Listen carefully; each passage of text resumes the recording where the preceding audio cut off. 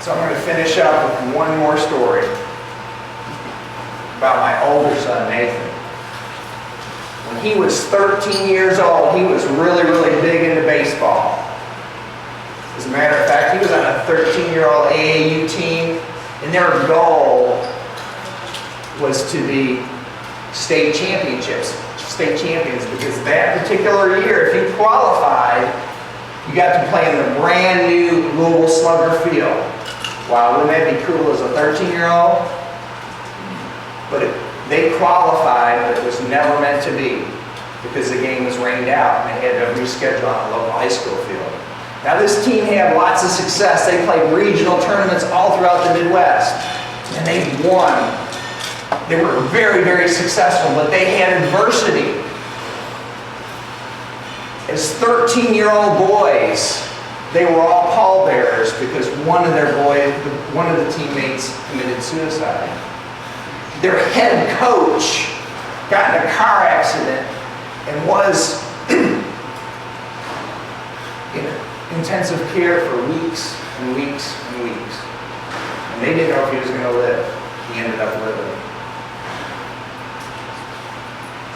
But this was just another slap in the face of disappointment to a 13-year-old boy. So I want to fast forward 12 years. My company is sponsoring a game for the Louisville Bats at Louisville Slugger Field. And they asked if I want to throw out the first pitch. And I asked them, would it be okay if my son did? And they said, sure. And they expected my son, not a 25-year-old. But they announced on the loudspeaker the story that I just told you.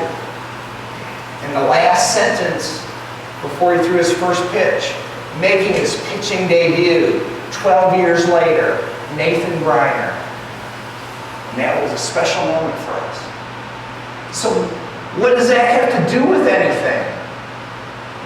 Well, if he would have never been denied playing in that stadium when he was 13, he probably would have never thrown out the first pitch when he was 25.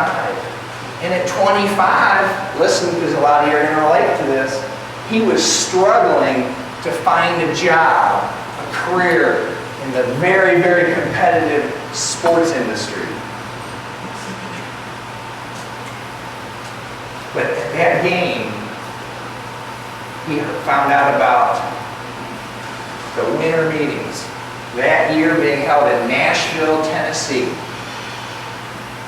And every year, winter baseball, all the teams go somewhere in the United States, the Major League, AAA, AA, and Single A. And they ramp up for hiring the next season. They have seminars, all kinds of things going on. And it's only 3 hours away, so Nathan drives down there, and the first day he figures it out pretty fast.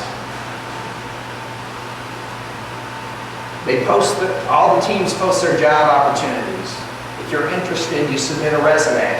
If they're interested in you, they interview you. First day, he submits 8 resumes. Doesn't get a single interview. Second day, he submits 30 resumes. Doesn't get a single interview. And Nathan's no slouch.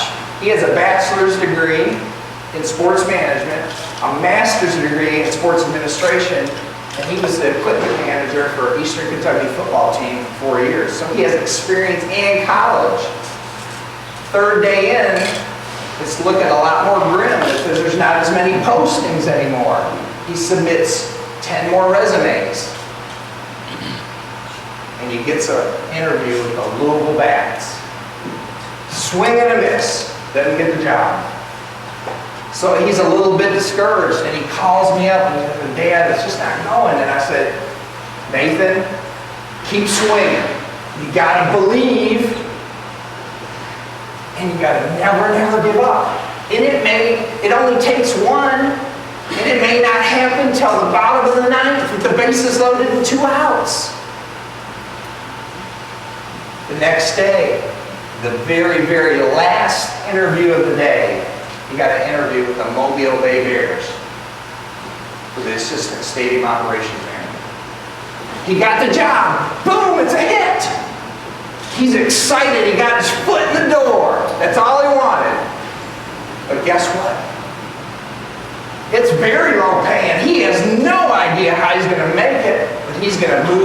down to Mobile because he's going to bust his butt and he's going to make a name for himself. And somehow he's going to find a way. So he goes down to Mobile. 2 weeks into the season, they need an assistant clubhouse manager. He starts helping out there. He's doing such a great job, they give him both jobs. Now he has 2 jobs, they're paying him double. And that job, he gets tips from the players.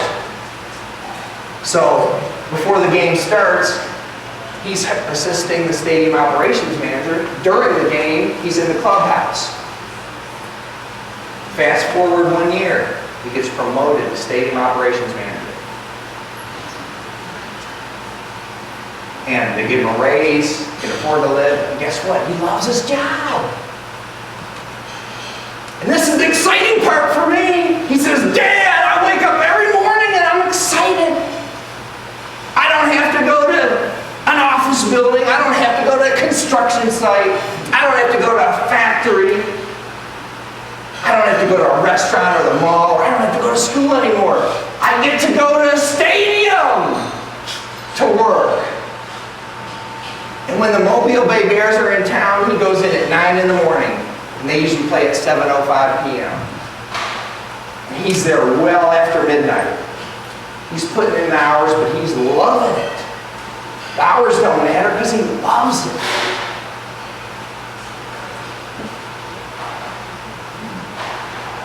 So this is your stadium. The place that you come to after school to do work.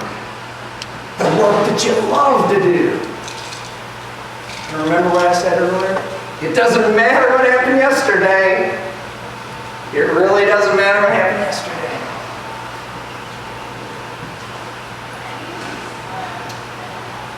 You don't know what's going to happen tomorrow, right? So you need to be your greatness today. There's going to be some days that you're going to come to this place that you love to do work. And you're not going to get any interviews. You're not going to get any chances. You're not going to get any opportunities. You know what I want you to do? I want you to get a little bit better every single day. In mind, body, and spirit.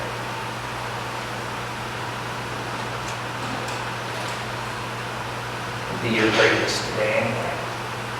There's going to be some days you're going to come to the place you love to come, and you're going to get the opportunity, and you're going to get knocked flat on your face. You're going to mess up. You might get injured. You're going to go through adversity. And you know what I want you to do? I want you to pick yourself up.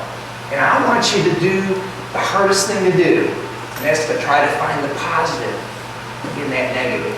The positive in adversity. You learn something. You're going to grow. Somehow you're going to help somebody else because of what you're going through. And if you keep coming back to the place you love to play, the place you love to work, day after day after day, and you believe in yourself, and you believe in your teammates, and you're positive, and you're excited, and you're enthusiastic, and you love what you do. And you keep working harder and harder, and when you've worked as hard as you can, you keep working, and you keep persevering, and you're relentless. I heard about that. You're relentless, and you don't stop, and you keep going and going and going and going. Someday, you're going to get your opportunity. Your opportunity. And when you get your opportunity, be great! Be your greatness today!